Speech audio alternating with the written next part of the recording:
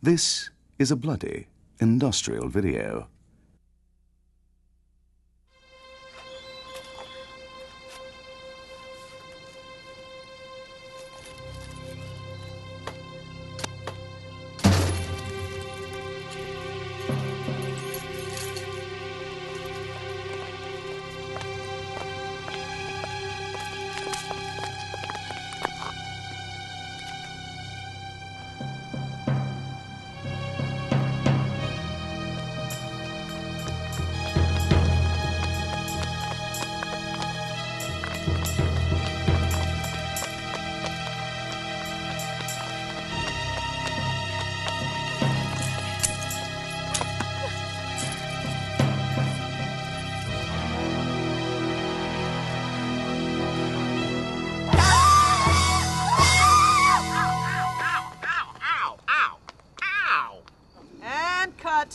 Print it. Check the gate. We're moving on to the next shot.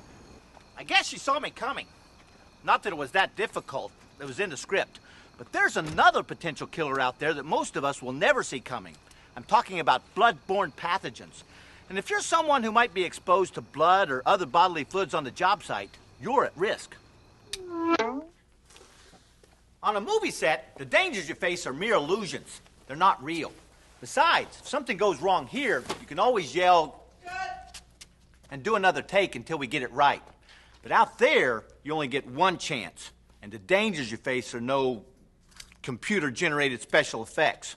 They're real. I'm Tim Wright, and this is real life. Cut. Band-Aid, please.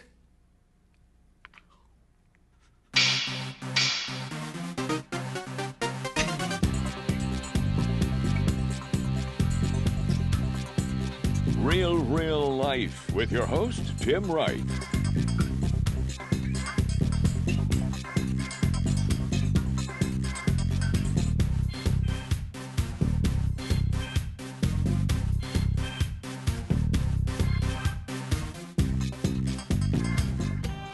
Ow, hello, that's my hand, the one throbbing, ow. Okay, we're all finished. Okay, you're all finished.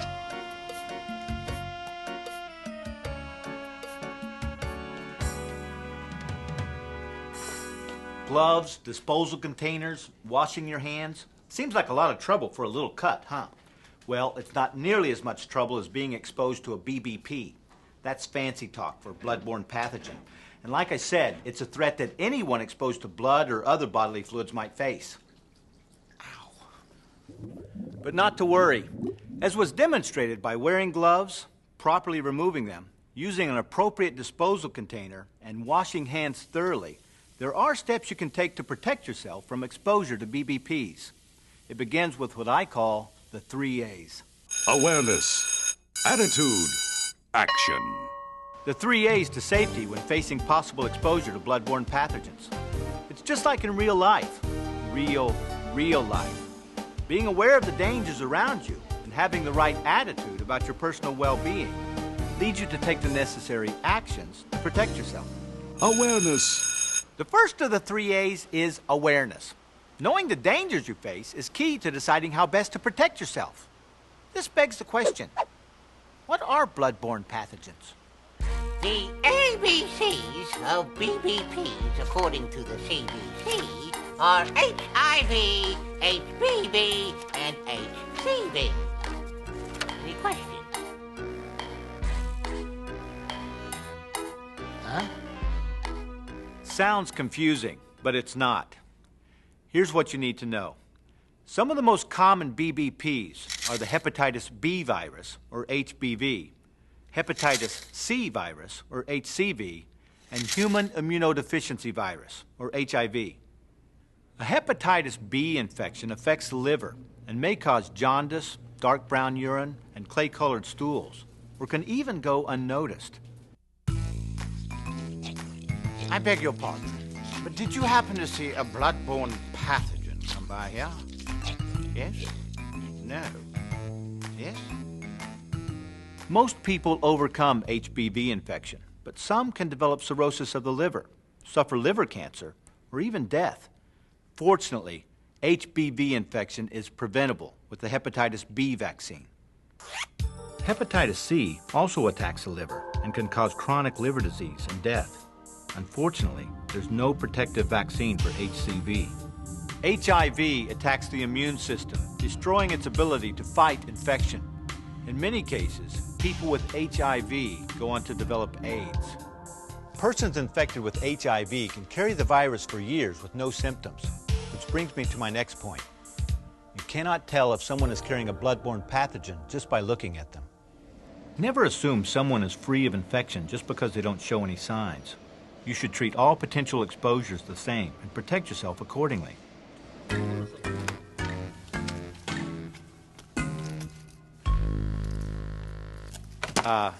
Okay. Let's not overdo it. Your employer will provide you with the necessary personal protective equipment, or PPE, and you'll be trained on how to use, fit, and maintain it properly. But we'll get to PPE in just a bit. Now, so far we've discussed the types of BBPs you face when exposed to blood or other bodily fluids. But to best protect yourself, you need to know how exposure can happen in the first place. Let's talk about transmission. Oh yeah, your transmission. It's shot. Gonna have to replace the whole thing. Clutch, gearbox, thingamabob, doohickey. It's gonna cost you big. Not that kind of transmission. The kind of transmission we're talking about is the various ways bloodborne pathogens can get inside your body, which is how they infect you. The most common ways are by having sex with an infected person or by sharing needles to inject drugs. Because of the way HIV, HBV, and HCV are spread, you're not likely to get them during the course of a normal workday. In the workplace, it's more likely that bloodborne pathogens would enter through the mucous membranes of your mouth, nose, or eyes if you're splashed with infected blood. They can also enter if infected blood contacts broken areas of your skin caused by dermatitis, acne, cuts, nicks, or abrasions, even ones you can't see. And of course, pathogens can also enter your body if you accidentally injure yourself with a sharp object contaminated with infectious material. Things like broken glass, wire, or anything that can pierce your skin. Don't let all of this frighten you from helping someone. Exposure does not automatically mean you'll be infected. One other thing to be aware of is your facility's exposure control plan. This tells you how to handle and control your exposure when handling an emergency. When accidents happen on the job, it's a natural reaction to want to help an injured coworker, but you've got to think about your own safety as well. First, assess the situation. A person with a minor cut should try and stop the bleeding themselves. If they need help, apply pressure to the wound. Try to use your PPE, but if it's not readily available, use some other clean, non-absorbent material to avoid direct contact with the blood. If blood is spraying, you may need to put on a pair of safety goggles, face shield, or a mask. If you do get blood or other bodily fluids on your skin, wash the area immediately. Flush eyes, nose, or mouth with running water at a sink or an eye wash fountain. To be safe, you should always wash your hands after an incident, whether you're wearing gloves or not. Have another employee notify your facility's first responders. Once bleeding is under control, keep the victim quiet and comfortable until help arrives. In a true emergency, shut off any machinery that may have trapped the victim. Perform CPR only if you are trained to do so, and avoid unprotected mouth-to-mouth resuscitation. Use a pocket mask if you give CPR. Report any incidents right away so that post-exposure evaluation, counseling, and any necessary treatment can begin. Remember to document any injury to yourself according to the exposure control plan. Excuse me. Say, shouldn't you be wearing gloves or something? Me? Nah. I don't work with the equipment or metal or none of that stuff. I just clean up. Bad attitude. Safety is an attitude. And attitude is the second of the 3 A's. Attitude. You're now aware of the types of BBPs that pose the biggest threat to you. You also know the different ways they can get into your body. But with the wrong attitude, your awareness becomes meaningless. And action. With your health at risk, you can't afford to become lazy or careless. When it comes to protecting yourself, you've got to take action.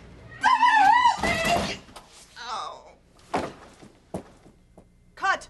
Cut! No, you ruined my shot! Sorry about that.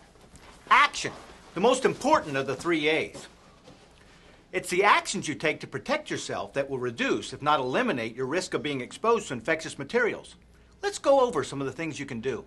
Personal protective equipment. PPE. In the event of an accident, PPE is your barrier of protection.